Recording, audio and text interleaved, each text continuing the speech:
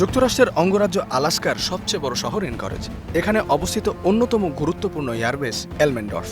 এখানে স্থানীয় সময় শুক্রবার অনুষ্ঠিত হবে মার্কিন প্রেসিডেন্ট ডোনাল্ড ট্রাম্প ও রুশ প্রেসিডেন্ট ভ্লাদিমির পুতিনের বহুল আলোচিত বৈঠকটি।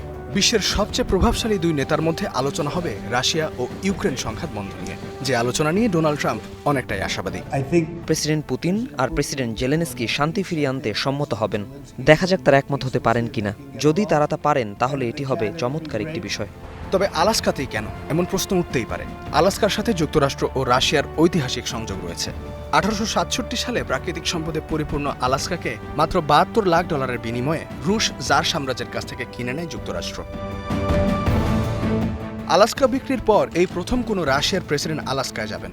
এটি ভেবে পুতিন হয়তো আফসোস করতেই পারেন যে আলাস্কা মালিকানায় থাকায় যুক্তরাষ্ট্র আরও কাছ থেকে নজরদারি করার সুযোগ পাচ্ছে রাশিয়ার উপর, যা কৌশলগতভাবে যুক্তরাষ্ট্রকে অনেকটাই এগিয়ে রেখেছে। শুধু তাই নয়, যে বিমান ঘাঁটিতে বৈঠকটি অনুষ্ঠিত হতে যাচ্ছে সেটিও রুশ ভূখণ্ডের নজর রাখতে বিশেষ ভূমিকা পালন করে। এলমেন্ডর্ফ রাশিয়াকে সরাসরি যুক্তরাষ্ট্রের আকাশসীমায় প্রবেশ করতে বাধা প্রদান করে। এই সামরিক ঘাঁটির সুবিধা হলো এখানে বৈঠক চলাকালে কোনো প্রতিবাদ বা আন্দোলন এড়ানো যাবে। এছাড়াও নিরাপত্তার বাড়তি সুবিধা নিশ্চিত করা সহজতর হবে।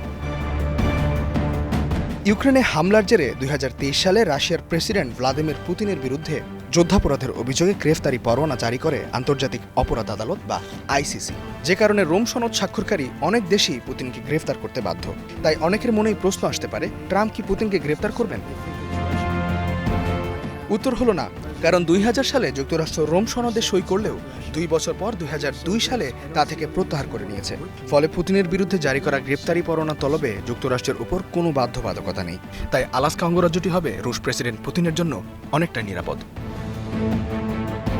রাশিয়া ইউক্রেন যুদ্ধের ভবিষ্যৎ কি তা জানতে বিশ্ববাসীর নজর এখন আলাস্কায়। যদিও ইউক্রেনের প্রেসিডেন্ট ভলোদিমির জেলেনস্কি এবং ইউরোপীয় নেতারা বারবার বলছেন ইউক্রেনকে বাদ দিয়ে কোনো অর্থবহ আলোচনা ও টেকসই শান্তি প্রতিষ্ঠা অসম্ভব।